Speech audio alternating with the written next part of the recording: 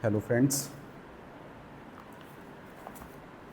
दोस्तों, आज बात करेंगे भारतीय रेलवे में निकली हुई सेक्शन कंट्रोलर्स की वैकेंसी के संबंध में।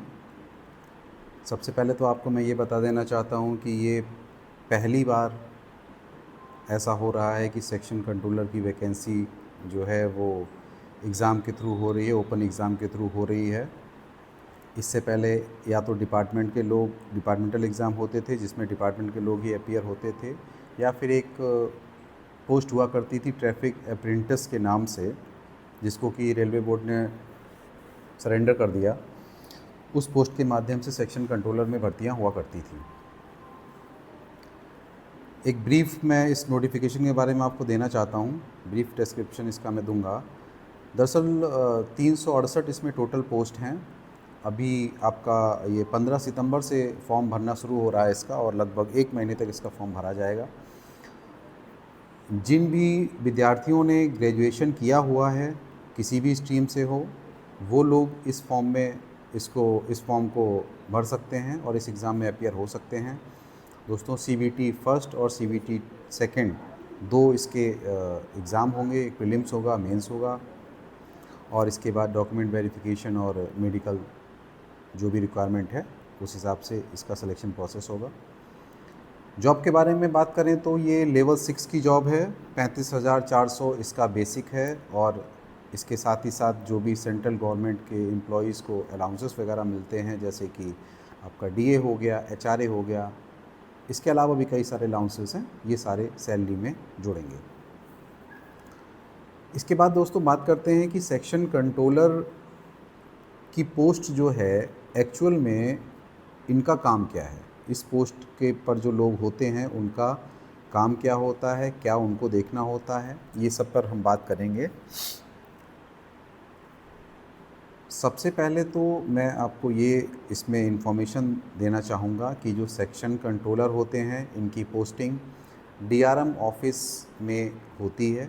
DRM ऑफिस में एक अलग से सेक्शन बना होता है जिसको कि कंट्रोल ऑफिस बोलते हैं, और उस कंट्रोल ऑफिस में जो है इनकी पोस्टिंग होती है। सेक्शन कंट्रोलर्स के लिए एक अलग से उसमें केबिन बना होता है।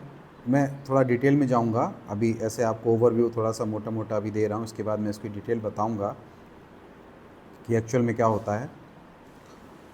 तो DRM ऑफिस में पोस्टिंग मिलेगी, इसका मतलब ये हुआ कि आपको कहीं भी लाइन पे या किसी रोड साइड स्टेशन पे पोस्टिंग नहीं मिलेगी। अच्छी जगह, आप अच्छे शहर में इसकी पोस्टिंग होगी, अच्छे शहर में आपको रहने को मिलेगा, बढ़िया सारी फैसिलिटीज़ आपको मिलेंगी। दोस्तों, DRM ऑफिस में DRM जो होते हैं ये मंडल के सबसे बड़े अधिकारी होते हैं। DRM डिविजनल रेलवे मैनेजर, जैसा कि आप जानते ही होंगे। तो उस मंडल में जितने भी स्टेशन हैं, जैसे एग्ज़ाम्पल किसी मंडल में मान लीजिए 50 स्टेशन हैं या मान लीजिए 80 स्टेशन हैं, तो उन सारे स्टेशनों को कुछ पार्ट्स में डिवाइड कर दिया जाता है। जैसे अगर 80 स्टेशन है मान लीजिए, तो 15-15 या 18-18 स्टेशन का एक बोर्ड बना दिया जाता है, जिसको कि कहा जाता है बोर्ड कंट्रोल। बोर्ड बनाने का मतलब ये हुआ कि अगर किसी डिवीज़न में 80 स्टेशन हैं, और मान लीजिए अगर 10-10 स्टेशन के हमने बोर्ड बनाए, तो हमारे बन गए 8 बोर्ड। ठीक, 8 बोर्ड। उन 8 बोर्ड को मैनेज करने के लिए एक बोर्ड कंट्रोलर बैठाला जाता है। अब उनको मैनेज करने का सेंस क्या हुआ, ये मैं आपको बताऊंगा। मान लीजिए जो कोई गाड़ी किसी स्टेशन से, एक स्टेशन से चली, स्टेशन मास्टर ने गाड़ी वो चलाई, तो उस गाड़ी की मॉनिटरिंग DRM ऑफिस में बोर्ड कंट्रोलर के द्वारा की जाती है। मतलब सेक्शन कंट्रोलर का यही काम है। अगर जो 10 स्टेशन उसको मिले हुए हैं जिनकी मॉनिटरिंग उसको करनी है, जिनकी कंट्रोलिंग उसको करनी है सेक्शन कंट्रोलर को, उन 10 स्टेशनों में जो गाड़ियों का मूवमेंट होगा, जो ट्रेनें चलेंगी, वो सेक्शन कंट्रोलर के सामने एक स्क्रीन रहती है, उसके सामने एक बड़ी सी स्क्रीन रहती है। उस पर सारे स्टेशनों का लेआउट रहता है, किस स्टेशन पे कितनी लाइनें हैं, और उस स्क्रीन पे उसको दिखता रहता है कि कौन सी गाड़ी किस स्टेशन से चल चुकी है और किस स्टेशन पे पहुंचने वाली है। स्टेशन मास्टर का काम क्या होता है कि वो जब कोई गाड़ी चलाता है तो वो उसके स्टेशन मास्टर के पास एक कंट्रोल फ़ोन होता है। वो कंट्रोल फ़ोन से बोर्ड कंट्रोल यानी कि सेक्शन कंट्रोलर को उस गाड़ी के संबंध में सूचना देता है कि ये गाड़ी मेरे स्टेशन से इतने बजे चली है। जब वो गाड़ी अगले स्टेशन पे पहुंचेगी तो उस दूसरे स्टेशन का स्टेशन मास्टर भी बोर्ड कंट्रोल को मतलब सेक्शन कंट्रोलर को फ़ोन करके बताएगा कि ये गाड़ी जो मेरे यहाँ इतने बजे पहुंची है। उसी तरीके से जो बोर्ड कंट्रोल है, जो सेक्शन कंट्रोलर है, उसके सामने जो सिस्टम है वो गाड़ी की के संबंध में उसका आउट और जो है अराइवल और डिपार्चर सिस्टम में फीड करता जाता है कि मान लीजिए ए स्टेशन से कोई गाड़ी 18 बजे चली और बी स्टेशन पे ये गाड़ी 18:15 पे पहुंची, सी स्टेशन पे ये गाड़ी 18:30 पे पहुंची, डी स्टेशन पे ये गाड़ी 19 बजे पहुंची।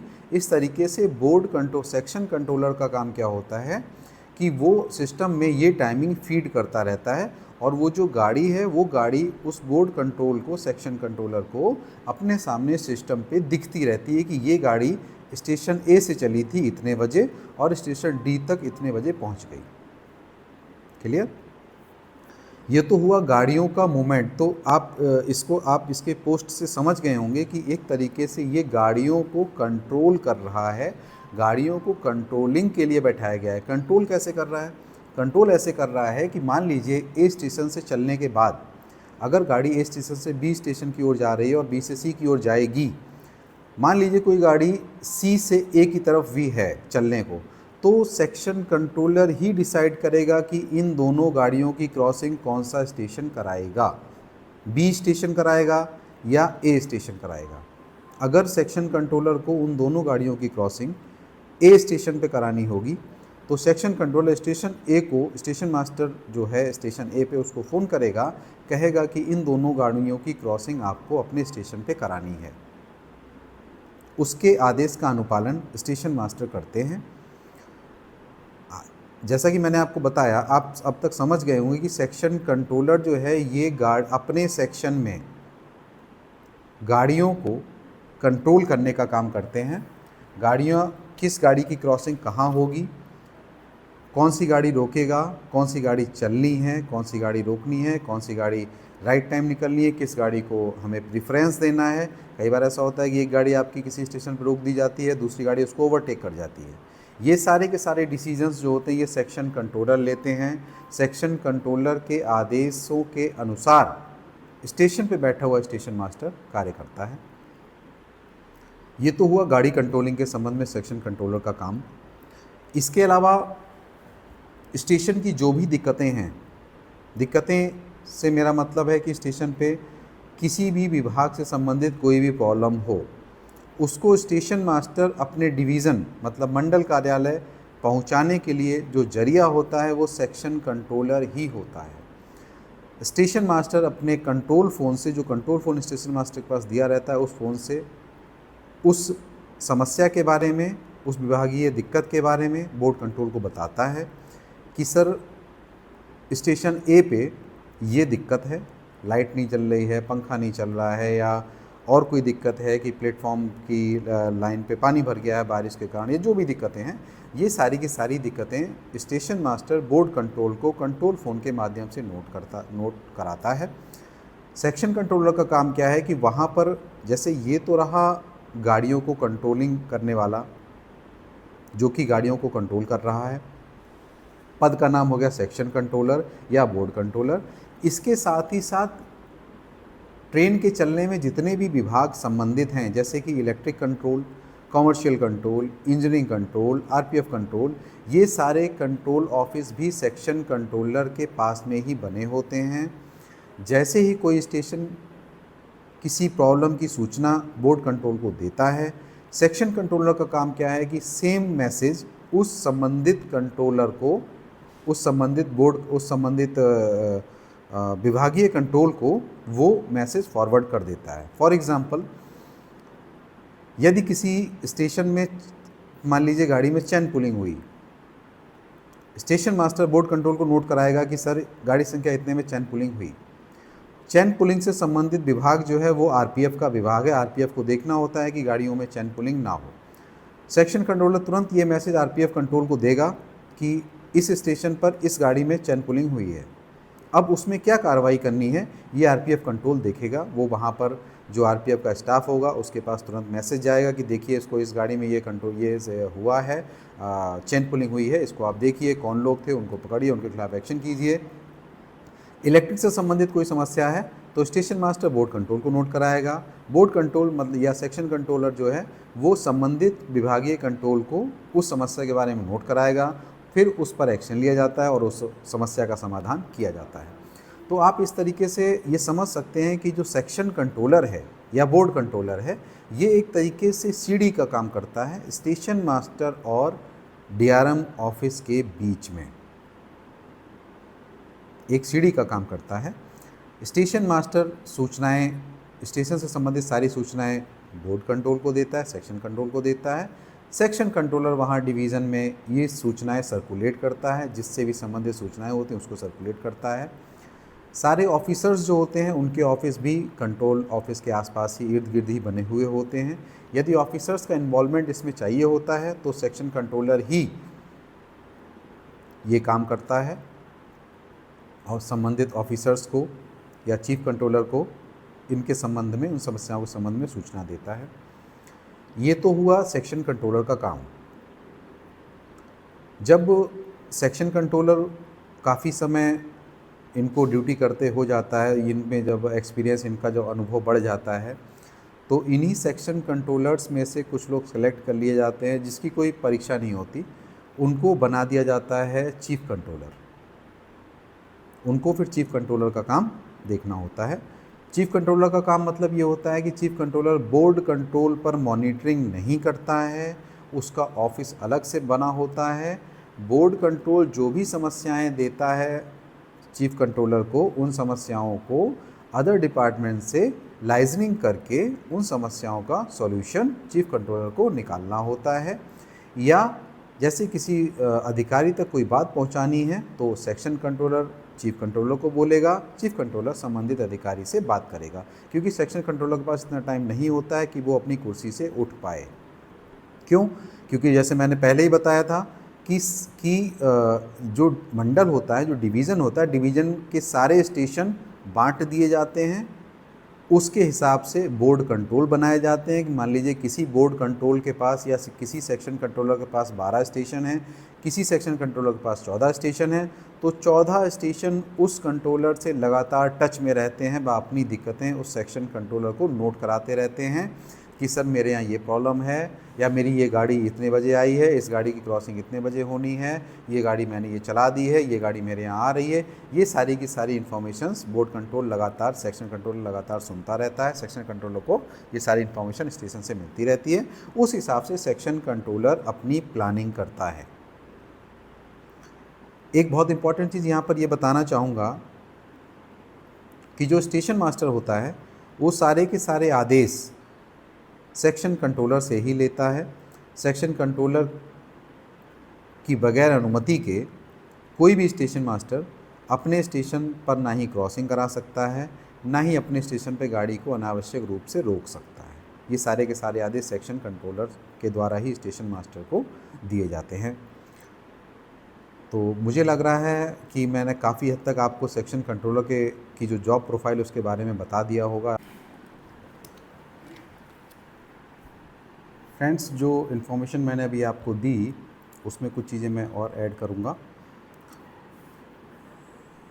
सेक्शन कंट्रोलर के जो ड्यूटी आवर्स होते हैं वो ये डिपेंड करता है कि उस डिवीज़न में जो बोर्ड कंट्रोलर्स के लिए क्या रोस्टर है। जैसे कि जिस हिसाब से इनके पास काम होता है, काम काफ़ी ज़्यादा होता है। आप जिस हिसाब से मैंने आपको बताया है आप समझ ही गए होंगे, इनके पास काफ़ी काम होता है, काफ़ी बिजी होते हैं ये। तो इनके जो ड्यूटी आवर्स होते हैं वो ज़्यादा लंबे नहीं किए जाते।